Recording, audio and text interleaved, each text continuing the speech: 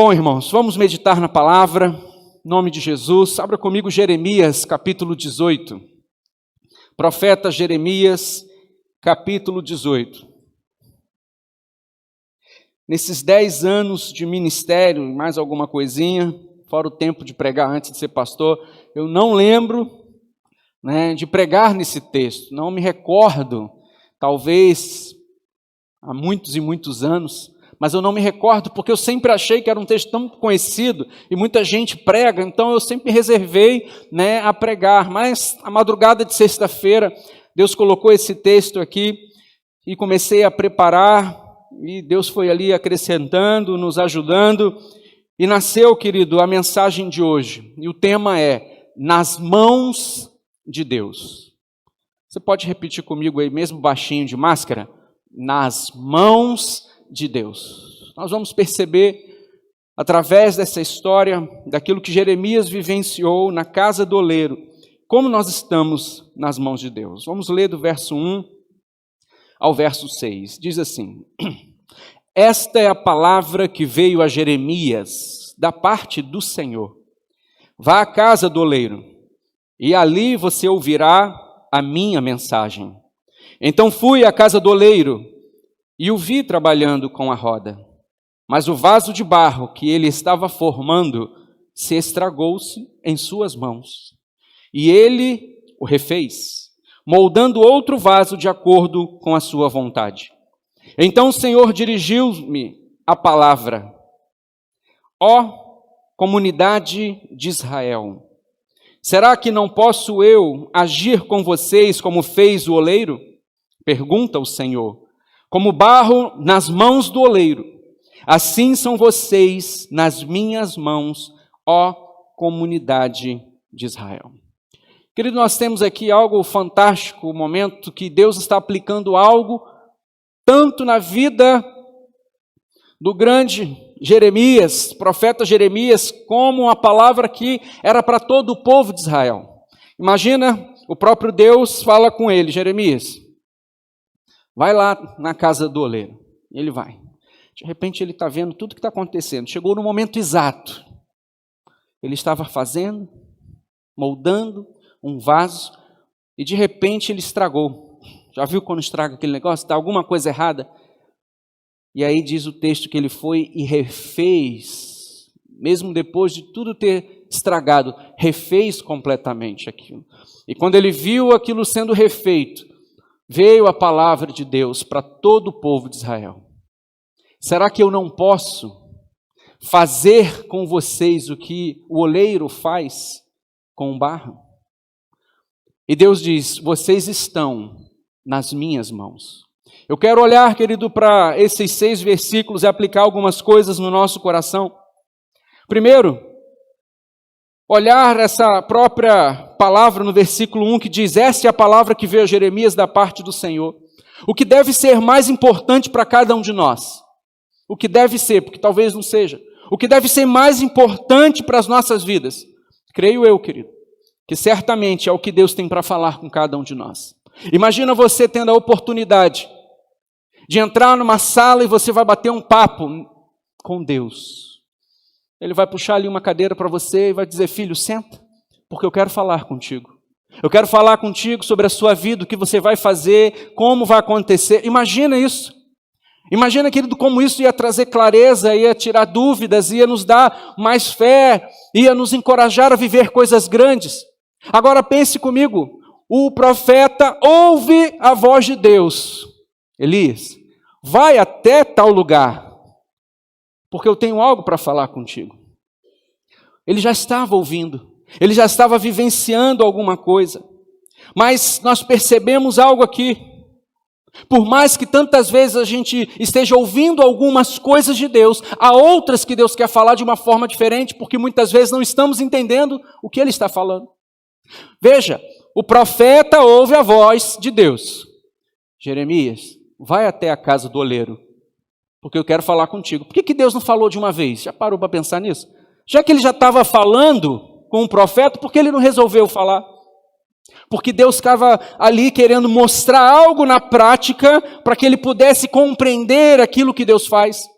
E muitas vezes, querido, Deus nos leva a circunstâncias, a vivermos momentos, sejam eles de problemas ou não, para nos ensinar alguma coisa, para nos chamar a atenção. Às vezes Deus nos leva num congresso para a gente ouvir uma palavra que Deus estava separado para cada um de nós. Às vezes a gente chega na igreja e não tem noção daquilo que Deus preparou, de um exemplo. Às vezes que Deus me traz à memória justamente algo que a pessoa estava vivendo e precisava receber. Quantos testemunhos, querido? Toda semana a gente ouve isso. Às vezes eu não entendo nada, não está programado. Deus coloca alguma coisa aqui no coração para falar. E é justamente o que uma pessoa, pelo menos, e dentro de um ponto, uma outra pessoa. Então Deus vai trabalhando muitas vezes de uma forma diferente. Então ele recebeu, vá à casa do oleiro, porque ali você ouvirá a minha mensagem. Às vezes, não estamos então compreendendo, e Deus precisa chamar a atenção. Você lembra que uma mula falou com Balaão? Querido, Deus precisava falar com o bendito Balaão. Balaão não estava ouvindo de jeito nenhum. Balaão ouvia Deus, ele estava entendendo, Deus falou com ele, mas na verdade ele estava dando uma de surdo. E aí ele percebeu a mula lá falando com ele. Isso nos mostra que Deus de alguma forma vai usar alguma coisa para chamar a sua atenção. Porque Ele tem algo para dizer para cada um de nós. Jeremias já estava ouvindo, mas Deus falou, tem algo específico que eu quero falar. Portanto, vá até a casa do oleiro. O oleiro aqui é sinônimo de Deus. Ele se aplica como oleiro. Encontramos muitos textos que nos falam algo semelhante. Deus, aquele que cria, que forma e que dá vida, Ele é o oleiro. O próprio Deus aplica nesse versículo 6 que Ele é o oleiro, dizendo, eu posso fazer isso? Pergunta o Senhor. Vocês estão nas minhas mãos. Agora, quando nós olhamos alguns textos, como Isaías 64, verso 8, diz assim a palavra de Deus, contudo, Senhor, Tu és o nosso Pai, nós somos o barro, Tu és o oleiro, todos nós somos obra das Tuas mãos. Então a gente percebe, querido Isaías, reconhecendo que ele era barro, a nação era barro e Deus era o oleiro. 2 Coríntios capítulo 4, verso 7, agora nós vemos Paulo aplicando sobre isso, dizendo, mas temos esse tesouro em vasos de barro, para mostrar que este poder que a tudo excede provém de Deus e não de nós. Quando nós olhamos Romanos capítulo 9, verso 20 e 21, diz o seguinte, mas quem é você? Romanos 9, 20 e 21, mas quem é você, ó homem, para questionar a Deus? Acaso aquilo que é formado pode dizer ao que formou, por que me fizeste assim? O oleiro não tem direito de fazer do mesmo barro um vaso para fins nobres e outro para o uso desonroso? Então nós olhamos o texto, querido, tanto no Novo como no Velho, nós percebemos que Deus é aquele que refaz. Nós somos barro, nós somos realmente limitados, nós somos alguém que está ali para que Deus possa nos moldar, para que Deus possa fazer algo nas nossas vidas. Então, para nós, casa do oleiro significa estar na presença de Deus. Quando eu vejo hoje Deus falando para Jeremias ir na casa do oleiro, para nós significa, filho, vai até a minha presença, porque eu quero falar uma mensagem para você. Vai diante de mim. Querido, Deus tem nos chamado para estar mais em sua presença. Esse tempo que temos vivido de pandemia, de problemas e tudo mais, é um despertar para as coisas que estão por vir, para o fim que já foi declarado. E Deus quer nos levar diante de sua presença, porque Ele tem uma mensagem para nós. E Ele tem uma para cada um de nós. É uma mensagem personalizada, é algo que Deus quer tratar, situações da nossa vida, e Ele nos levará à sua presença para nos lembrar de algumas coisas. Deus precisa disso. Jeremias foi até lá, querido, porque ele precisava ser lembrado, e para ele passar essa mensagem, lembrado de quê? Primeiro, que Deus fala com os seus. Nós temos um Deus vivo. Nós servimos a um Deus que não está morto. Jesus Cristo, ao terceiro dia, ressuscitou e hoje está nos céus à destra do Pai. Amém, irmãos? Nós servimos a um Deus vivo. A nossa religião, querido, não prega um estilo de vida. O que é isso? Você vai viver agora assim, é um estilo de vida. Não, nós pregamos a própria vida. Nós pregamos a Jesus Cristo. E um Deus que fala com os seus. Como Ele fala? Através da palavra. O Espírito Santo de Deus que está dentro de nós vai trazer à tona aquilo que Ele quer mover no nosso coração, aquilo que Ele quer nos orientar. Através da palavra de conhecer, Deus vai aplicando algo em nossas vidas. O que Ele quer nos lembrar? Que nós somos barro. Que nós não somos nada, irmãos. Não somos nada. Diante de Deus, de um Deus eterno, Criador de todas as coisas, o Todo-Poderoso, quem somos nós? Nós somos barro. Não somos nada. Mas, apesar de sermos um barro, nós estamos nas mãos do oleiro. Ele quer nos lembrar disso. Ele quer nos lembrar que muitas vezes estamos como a ilustração de Jeremias. O vaso está estragado. O vaso se estragou. O vaso está danificado. Quantas vezes na nossa caminhada a gente não pensa dessa forma e está vivendo algo assim? Parece que como vaso estamos estragados, danificados, alguma coisa entrou ali e mudou. Alguma coisa parece que não está certo e parece que estamos ali sendo moldados tudo de novo e precisamos ver Deus nos refazendo. Deus quer nos lembrar que Ele é poderoso para nos refazer, mesmo quando estamos todos aqui quebrados. Ele é poderoso. O profeta então viu o oleiro trabalhando na roda. E uma das coisas que eu comecei a pensar naquela noite, que Jeremias estava ali aprendendo ou relembrando como o oleiro trabalhava, como ele trabalha. Sabe, muitas vezes a gente esquece como Deus trabalha na nossa vida, como Deus trabalha no seu povo, como Deus está trabalhando nas nossas vidas. Deus levou Jeremias porque não era só o fato de falar com Jeremias, porque Jeremias já poderia ter ouvido a ilustração, ele poderia ter ouvido alguma coisa, mas Deus o leva até aquele lugar. Há um processo do trabalho de Deus nas nossas vidas. E o que eu quero levar vocês a pensar é justamente nisso. Eu quero te levar a pensar, querido, em que fase você está da vida nas mãos do oleiro. Em que fase você está passando? Porque existe a fase que Deus está nos corrigindo. A gente passa pela correção. Às vezes Deus está trabalhando em nossa vida com uma disciplina, e essa disciplina pode ser através de uma dor, através do silêncio. Quando o texto diz, eu vi o oleiro na roda, esse estava dizendo, eu sei como o oleiro trabalha, eu vi como Deus trabalha, eu percebi como Deus estava trabalhando, e muitas vezes Deus está então nos corrigindo por alguma coisa, porque Ele nos ama tanto. A disciplina é reflexo do amor. Apocalipse capítulo 3, verso 19, vai nos dizer isso. Repreendo e disciplino aqueles que eu amo. Por isso, seja diligente e arrependa-se. Quando nós olhamos Hebreus capítulo 12, de 6 a 8, nós percebemos a mesma coisa. Pois o Senhor disciplina a quem ama e castiga todo aquele a quem aceita como filho. Suportem as dificuldades, recebendo-as como disciplina. Deus os trata como filhos. Pois, qual filho que não é disciplinado por seu pai? Se vocês não são disciplinados, e a disciplina é para todos os filhos, então vocês não são filhos legítimos, mas sim ilegítimos. O que Hebreus está dizendo é o seguinte, querido, todo mundo é filho que aceitou a Cristo. Então todo mundo vai, talvez aí, passar pela disciplina, caso necessário. E o que é essa disciplina? É Deus exercendo o amor, dizendo, filho, você é tão importante para mim, e você está aqui um pouco distante, eu preciso te trazer de volta. Eu preciso te corrigir, eu preciso dizer não, eu preciso te parar, porque se eu não te parar, alguma coisa pior vai acontecer, eu vou te perder. Sabe como um pai, uma mãe começa a lhe disciplinar, vai ficar de castigo, perdeu aqui o celular, não vai ver filme até tarde, você tirou a nota baixa, então agora você vai ter que estudar mais. Às vezes Deus, para nos parar, Ele faz alguma coisa.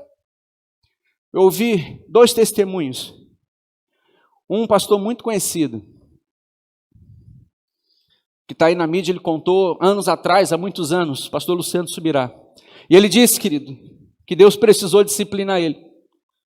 Ele estava num ritmo tão acelerado, em termos, né, de convites, e não parava mais. E Deus disse para ele, eu vou ter que te parar. Mas ele não entendeu. E as coisas estavam acontecendo numa velocidade muito grande. E ele sofreu um acidente de carro. Ele conta isso no livro O Agir Invisível de Deus. E aí, querido, foi algo que ele ficou com traumatismo craniano na época. E aí ele falou, não é possível, Satanás não pode me tocar, Satanás não pode me tocar. E o que aconteceu? Porque Deus não ia fazer isso comigo. E aí, depois de um tempo de busca, querido, Deus falou no coração dele, olha, se eu não te parasse no seu ministério, na velocidade que estava acontecendo, você ia se perder. Deus precisou dar um tempo. E ele disse, eu permiti o maligno ali importar teu carro para fora, mas por causa do que você estava indo muito rápido e você ia se perder. E aí ele até fala, querido, que ele jamais pensou em dizer o que ele disse. Ele disse, gente, eu tenho que dizer, o diabo foi uma bênção na minha vida. Porque ele me colocou no prumo de novo. Se ele me deixar quieto, eu mesmo ia me desviar da fama, de tudo aquilo que ele estava vivendo há tantos anos atrás, sem maturidade. Mas ele foi uma bênção, porque com aquele acidente Deus parou e ele refletiu em tudo e ele corrigiu. E aí, querido, já ouvi outras pessoas contando isso. Então veja, nem sempre a disciplina, a correção é fruto de um pecado, mas pode ser algo que não está alinhado à vontade de Deus, algo que não está correto, algo que não estamos fazendo, um chamado de Deus de vivermos as coisas de Deus, e Deus muitas vezes vem trazendo então essa disciplina. Todos nós estamos nas mãos de Deus como filho de Deus, e a pergunta é, em que fase nós estamos vivendo hoje? Existe a fase do fortalecimento, é quando começamos a caminhar bem, começamos a entender o projeto de Deus, e Deus agora está nos fortalecendo, trazendo conhecimento, nos trazendo um fervor para buscar. É o momento que Deus, filho, vai, eu tenho algo para você está me buscando, eu vou derramar algo na sua vida, eu vou te dar os dons, os talentos para você servir. É o momento que Deus está trabalhando em nós, Ele está nos moldando para sermos um vaso de honra, um vaso que vai estar entendendo o processo dEle. Mas mesmo nesse momento, há os momentos que temos de lutas e desafios. Pensa comigo, se você está orando para Deus te dar paciência, o que Ele vai fazer? Você acha que você vai receber um negócio assim, ó, estou paciente agora, recebi paciência do Senhor, estou paciente. Não, o que Ele vai te dar, irmão? Vai te dar umas tribulações, para você exercer a paciência e você aprender a ser paciente. A semente é isso. Tantas coisas às vezes que a gente pede, a gente não entende. Você quer? Tá bom. Então eu vou te dar algo para que você esteja pronto para exercer isso. Existem as fases que Deus está nos fortalecendo. Mas existe a fase de que a gente está realmente, querido, quebrado. É quando Deus permite a fase na nossa vida onde a gente percebe que Ele está nos quebrando todo, porque Ele tem o intuito de nos refazer. Há momento que estamos tão perdidos na vida e no propósito, que perdemos a rota de Deus. O mundo, o diabo, a própria carne, estão dominando os nossos pensamentos, as nossas motivações. Já não estamos avaliando o que Deus quer, o que Deus ordenou, o que a palavra de Deus diz, mas a gente já está olhando para aquilo que a gente quer, porque afinal de contas a gente tem que ser feliz. Afinal de contas, eu estou nessa terra para ser feliz. E aí a gente começa a abortar os planos de Deus para nós, e as coisas de Deus já começam a não fazer efeito, e a gente muitas vezes começa a se afastar de Deus. E aí é o momento, querido, que o inimigo vem e tenta realmente nos quebrar todo. E a gente fica nessa fase de estarmos quebrados. Repare que mesmo o vaso estando nas mãos do oleiro, o vaso estragou.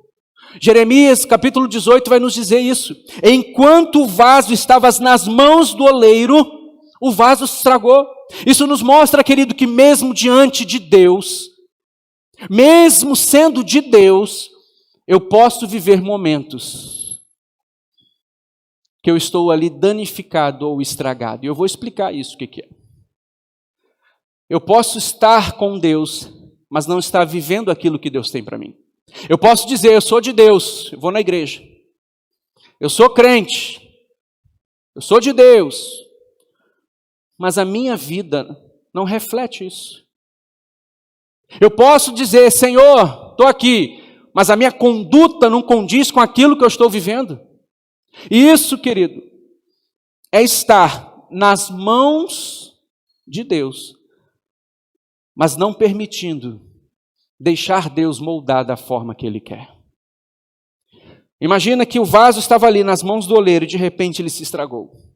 E eu penso, querido, naquelas pessoas que mesmo estando perto de Deus, vivendo com as coisas de Deus, estão vendo as suas vidas como algo que está quebrado. Estão com as suas vidas num caco. Pessoas que poderiam estar vivendo algo diferente, mas estão aí quebradas. Isso acontece devido às nossas escolhas. Mesmo sendo de Deus, preferimos muitas vezes caminhar longe de Deus. É quando eu não tenho tempo para as coisas de Deus, quando eu não obedeço a Deus 100%.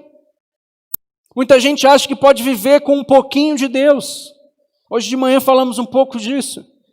Querido, é 100% para Deus, é 24 horas para Deus. Ah, eu sou crente, mas na minha casa tem gato net.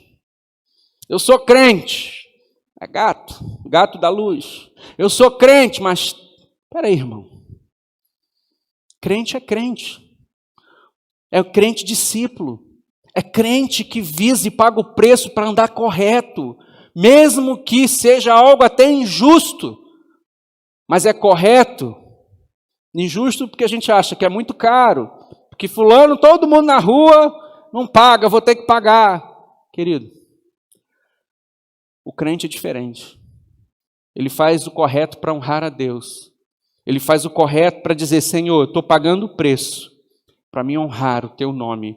E eu sei que isso vai resultar em honra também na minha vida. Então caminha longe, sem comprometimento com a obra. São as pessoas que estão nas mãos de Deus, mas não querem que Deus venha a moldar as suas vidas. Estou longe de Deus, mas sempre afirmando que sou de Deus. O vaso na mão do oleiro se estragou, assim como o povo de Israel que estava nas mãos de Deus, porém estavam com seus corações longe do Senhor. Mas é naquele momento que o texto diz, e o oleiro o refez. O oleiro, mesmo vendo que aquilo estava ali, estava dizendo, e o oleiro o refez. Assim é o agir de Deus na nossa vida, irmão. Quando nós olhamos que nós erramos na nossa vida, que fizemos escolhas erradas, que estamos quebrados, a gente percebe o cuidado de Deus nos chamando de novo. É Deus de alguma forma trazendo à nossa memória quem Ele é. E a gente quando está quebrado no fundo do poço, a gente lembra, eu sei que o meu lugar não é aqui fora. Eu sei que o meu lugar é na presença de Deus. Eu sei que o meu lugar é dentro da igreja, servindo a Deus, porque eu tenho um chamado, eu tenho um propósito, eu vou para o céu. Deus começa então a refazer. Deus começa a nos refazer. E Deus começa a consertar as coisas na nossa vida. E quando nós olhamos a Bíblia, nós vamos perceber que Deus é aquele, querido, que nos quebra e nos refaz. Oséias capítulo 6, verso 1, diz assim, venham, voltemos para o Senhor. Ele nos despedaçou, mas nos trará cura. Ele nos feriu, mas sarará as nossas feridas. Então, Deus também Ele nos quebra e nos refaz. Esse é aquele momento, querido, que começamos a sentir que as coisas novamente estão se encaixando. Sabe aquele momento que a gente retorna para Deus, que a gente começa a viver com Deus, que a gente começa a ver que as coisas estão mudando, a gente toma uma postura diferente, Deus começa a nos refazer, Deus começa a nos colocar de novo no lugar. Sofremos, mas agora sentimos que depois de tanto tempo e depois de tanto apanhar, estamos na presença de Deus. Isso é muito bom. É que Deus está dizendo que está ali fazendo algo novo. Mas o problema é que tem muita gente que vive um ciclo disso. Querido, quem nunca se quebrou? Todo mundo. O problema é quando a gente percebe que a gente está quebrado o tempo todo. Tem gente que entra dentro de um ciclo, e que ciclo é esse? A gente vem quebrado, Deus começa a nos refazer tudo de novo. Deus começa a mudar a nossa história. As coisas começam a acontecer financeiramente, emocionalmente, espiritualmente. A gente começa a perceber o agir de Deus na nossa vida. É um processo de reconstrução, mas passa algum tempo, passa um momento, a gente percebe que a força, a busca, já não está mais a mesma. E aí o processo é que a gente já começa a não buscar como buscava antes. A gente começa a levar o evangelho de qualquer forma. A gente não se importa com as coisas de Deus. E o processo é que a gente pensa assim: eu estou na igreja, mas ainda não estou vendo muita coisa de Deus. Deus não fala comigo. Eu estou na igreja, mas a minha vida não muda. Eu estou na igreja, mas as coisas parecem que são as mesmas. Começamos a ficar longe de novo. E o resultado? Começamos a duvidar de Deus. Começamos a duvidar do evangelho. Daqui a pouco a gente mesmo dentro da igreja diz: acho que é tudo loucura, porque eu não vejo mudança mais na minha vida. E aí nós chegamos no estágio de uma apostasia. E aí a gente está quebrado tudo de novo. O que eu quero, querido, que você pense comigo hoje é que estágio você está nas mãos de Deus. Será que a gente já passou por o estágio de estar um momento bem, e aí parece que a gente se quebra e novamente Deus começa a refazer, e a gente está bem, mas daqui a pouco novamente Deus precisa trabalhar? Tem gente que o tempo todo, querido, precisa ser reconstruído por Deus. E graças a Deus que Deus nos reconstrói, graças a Deus que a misericórdia de Deus para nós, graças a Deus que a gente percebe que nas mãos de Deus, Deus é aquele que nos levanta novamente, que Deus vai nos dar uma força, que Deus vai catar os cacos e refazer, porque Ele é o oleiro, Ele é aquele que conduz as nossas vidas. Só que quando nós percebemos, existem pessoas que estão sempre vivendo o mesmo ciclo. Estão bem, estão mal. Estão com um vaso bom, uma hora estão quebrados, rachados, danificados. As coisas não continuam crescendo, evoluindo, mas simplesmente pegam um retorno e aquele ciclo na vida da pessoa continua. Então nessa noite, querido, eu quero te levar a refletir que tipo de vaso você é. A Bíblia vai nos dizer em Romanos capítulo 9, que já lemos aqui um pouco, que existe um vaso de honra e o vaso de desonra. O vaso de honra era um vaso separado na época, onde foi citada lá a carta aos Romanos.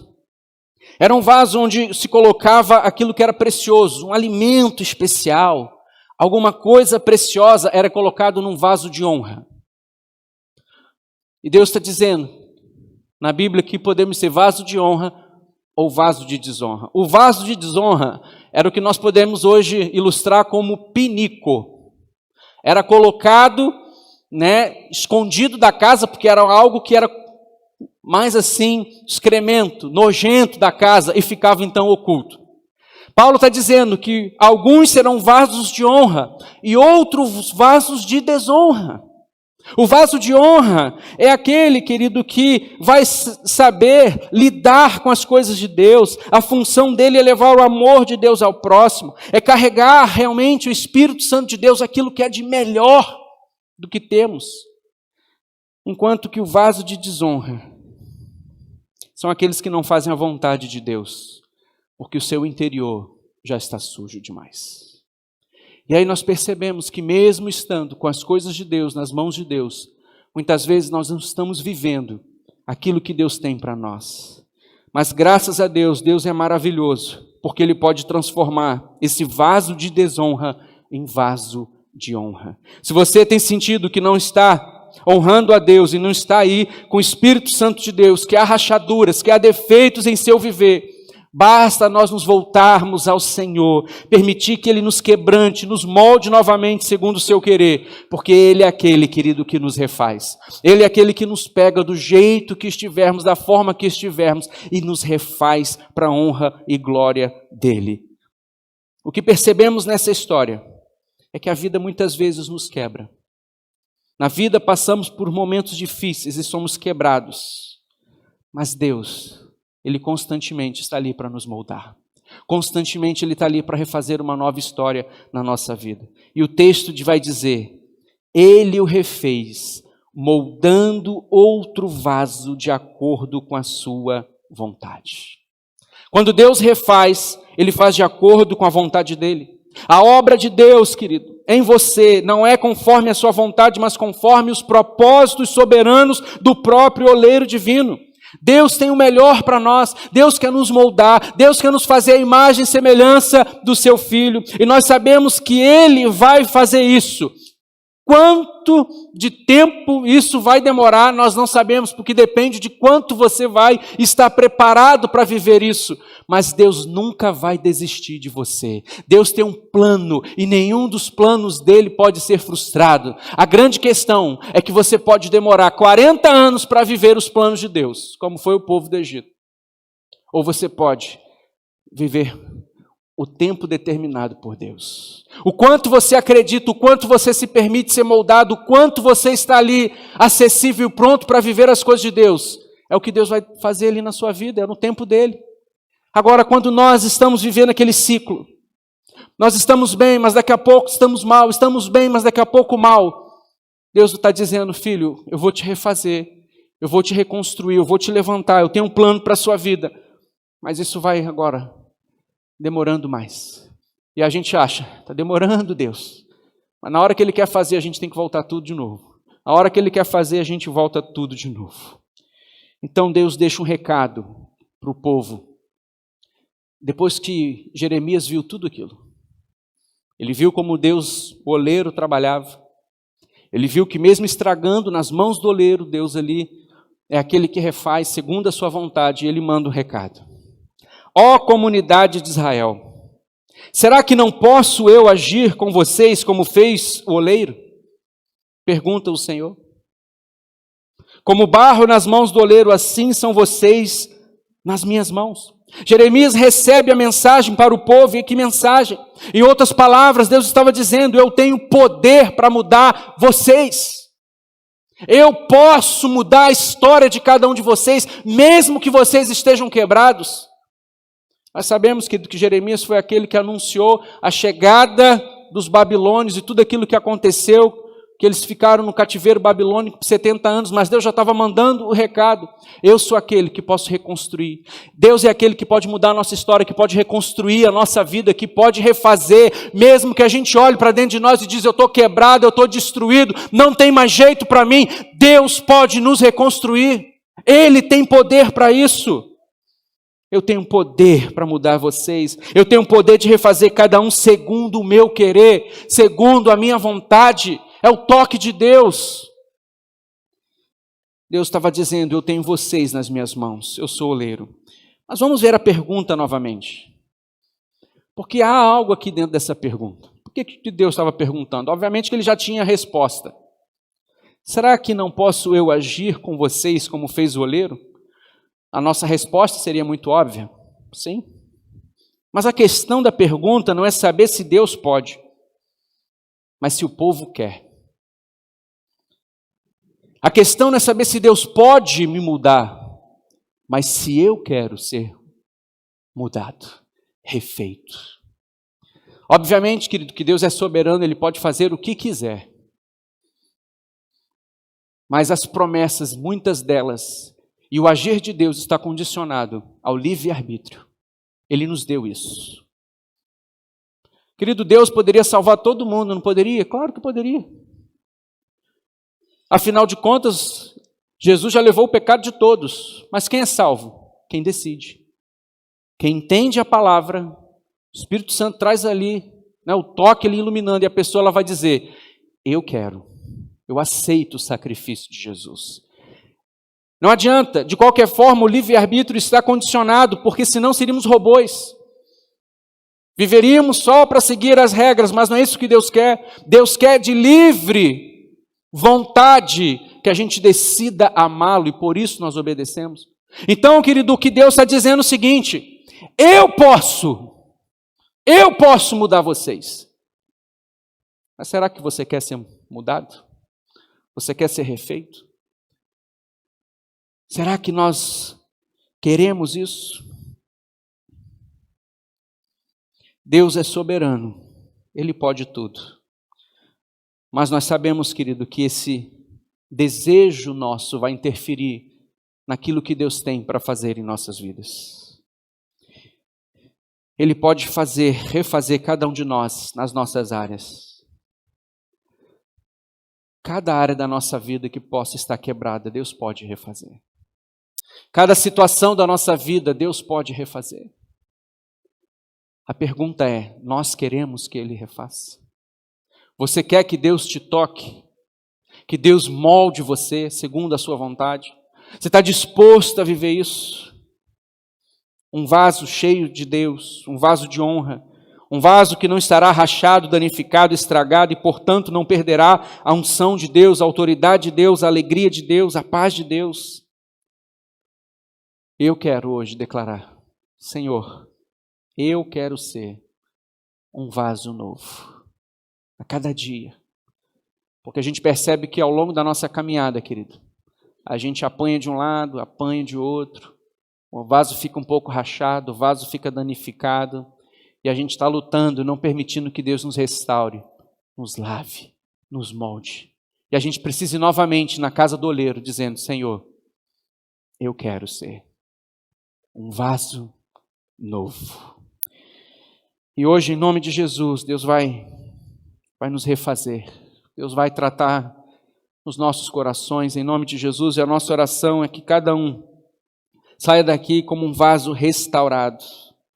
Essa semana, querido, como foi o propósito do domingo passado, estive orando, jejuando, buscando, porque preguei semana passada sobre o fervor. E a minha expectativa era o céu descendo aqui, e a gente dando ali glória. Mas Deus hoje, nessa madrugada, como eu falei para vocês, do que Deus falou o seguinte, tem muita gente que precisa ser refeita nas minhas mãos. Eu preciso fazer vasos de honra. E aí a gente pode lembrar, querido, que vinho novo é para odres novos. Aquilo que Deus quer fazer de novo em nossas vidas precisa ser um odre novo, é uma vasilha de couro na época que nós podemos ilustrar vasos novos. De deixar as coisas velhas para trás, de deixar Deus realmente tratar nas nossas vidas, nos purificar para que a gente viva, sim, aquilo que Ele tem para nós. Precisamos dizer para Deus essa noite, Senhor, molda-me, transforma-me, trabalha na minha vida, me refaz, me quebra e me faz de novo. Porque senão esse ciclo, irmão, ele vai ficar a vida inteira diante de você, e a gente nunca rompe para viver o que Deus tem para nós.